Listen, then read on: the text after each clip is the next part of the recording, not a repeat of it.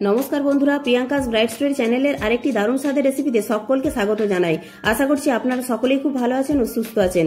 আমার আজকের রেসিপি পাকা আমের কালাকাঁদ মিষ্টি। কালাকাঁদ মিষ্টি খেতে কিন্তু আমরা সবাই খুব ভালোবাসি, আর এই সময় গরমে বেশ প্রচুর কিন্তু পাকা আম পাওয়া যাচ্ছে, আর পাকা আম খেতেও কিন্তু আমরা সবাই ভালোবাসি। আজকে আমি কিভাবে বাড়িতে খুব সহজেই পাকা আম দিয়ে কালাকাঁদ মিষ্টি বানানো যায় সেটাই দেখাবো। আর এই মিষ্টির রেসিপিটি ভালো লাগলে বরাবরের মতো লাইক, শেয়ার, কমেন্ট ও সাবস্ক্রাইব করে পাশে থাকার অনুরোধ রইল। আর এই রেসিপিটি প্রথম থেকে শেষ পর্যন্ত দেখার জন্য অনুরোধ রইল। চলুন তাহলে লোভনীয় স্বাদের পাকা আমের কালাকাঁদ মিষ্টির রেসিপিটি বানানো শুরু করা যাক। বাড়িতে বানালে কমেন্ট বক্সে জানাতে একেবারেই ভুলবেন না খেয়ে আপনাদের কেমন লাগলো।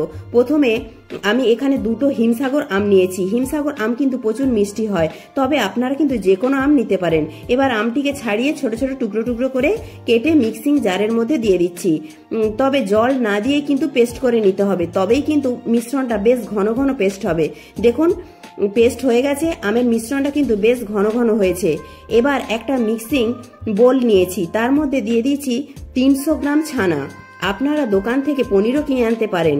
আমি 1.5 লিটার দুধকে ভিনিগার দিয়ে কাটিয়ে এইভাবে 300 গ্রাম ছানা করে নিয়েছি। সেই ছানাটিকে খুব ভালো করে জল ঝরিয়ে একটি মিক্সিং বোলের মধ্যে নিয়ে নিয়েছি।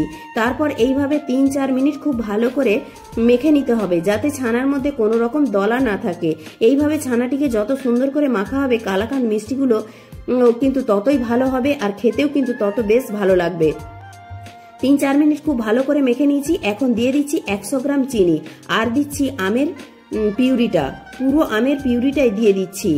এইভাবে পাকা আমের কালাকাঁদ মিষ্টিটা বানিয়ে দেখতে পারেন, খেতে কিন্তু খুবই ভালো হয়, আর বানানো কিন্তু একেবারেই সহজ। এখন সমস্ত উপকরণগুলি একসঙ্গে খুব ভালো করে মিশিয়ে নিতে হবে। 3 থেকে 4 মিনিট খুব ভালো করে মিশ্রণটিকে মিশিয়ে নেব।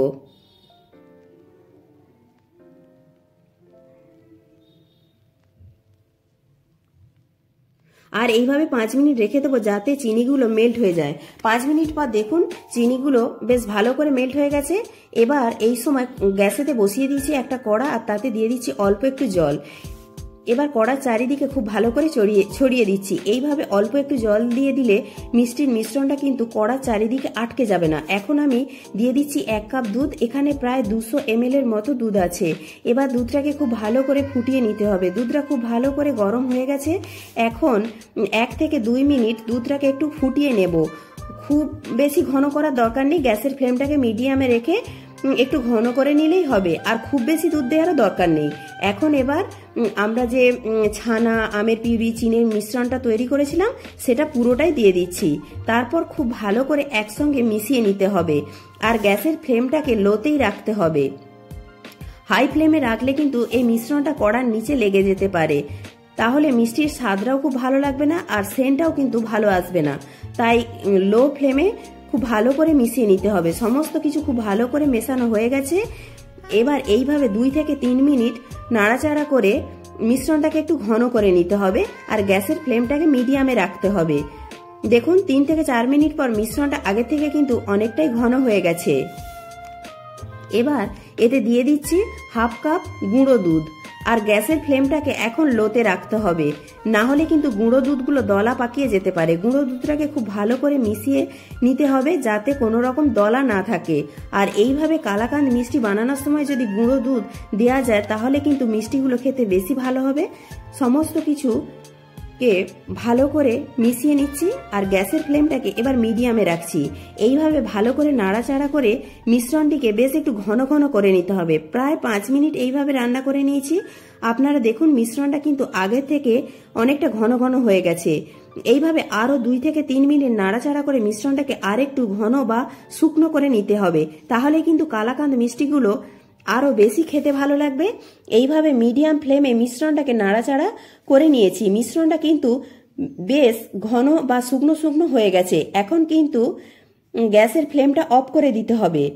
এর থেকে বেশি শুকনো আর ঘন করা যাবে না, তাহলে কিন্তু মিষ্টিগুলো শক্ত হয়ে যাবে। যেহেতু কালাকাঁদ মিষ্টি একটু নরম হয়, তাই এর থেকে বেশি ঘন বা শুকনো করা যাবে না।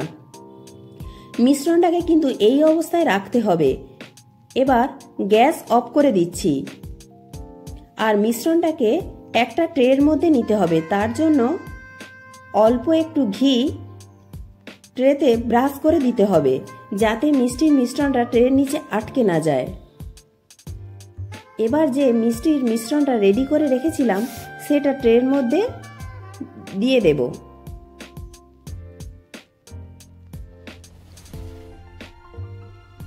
এবার একটি হাতা দিয়ে প্রেস করে চেপে চেপে দিতে হবে আর একটা চৌকো শেপ দিয়ে দিতে হবে। গরম অবস্থাতেই এই চৌকো শেপটা দিয়ে দিতে হবে। ঠান্ডা হওয়ার পর মিশ্রণটা চৌকো শেপ দিলে মিষ্টিগুলো দেখতে ভালো লাগবে না, তাই গরম অবস্থাতেই এইভাবে চৌকো শেপ দিয়ে নিতে হবে। আপনারা এইভাবে হাতা দিয়েও চৌকো শেপ দিয়ে দিতে পারেন, আর না হলে হাতে একটু তেল বা ঘি বুলিয়েও এইভাবে চৌকো শেপ দিতে পারেন। আপনাদের যেটা সুবিধা হবে সেভাবেই চৌকো শেপ দিয়ে দিতে পারেন। এবার অল্প একটু পেস্তা কুচি ছড়িয়ে দিচ্ছি, এতে মিষ্টিগুলো অনেক বেশি দেখতে ভালো লাগবে। আপনাদের পছন্দ মতো যে কোনো ড্রাই ফ্রুটস এর গুঁড়ো কিন্তু এই মিষ্টির ওপরে ছড়িয়ে দিতে পারেন। খুব ভালো করে ড্রাই ফ্রুটসের গুঁড়োগুলো ছড়ানো হয়ে গেলে এবার একটি হাতা দিয়ে ড্রাই ফ্রুটসগুলোকে চেপে চেপে মিষ্টির সঙ্গে বসিয়ে দেব।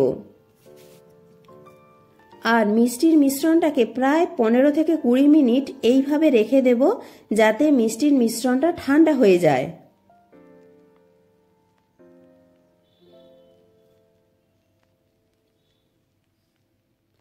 প্রায় 20 মিনিট পর দেখাচ্ছি, দেখুন মিষ্টির মিশ্রণটা ঠান্ডা হয়ে গেছে আর কালারটাও চেঞ্জ হয়ে গেছে।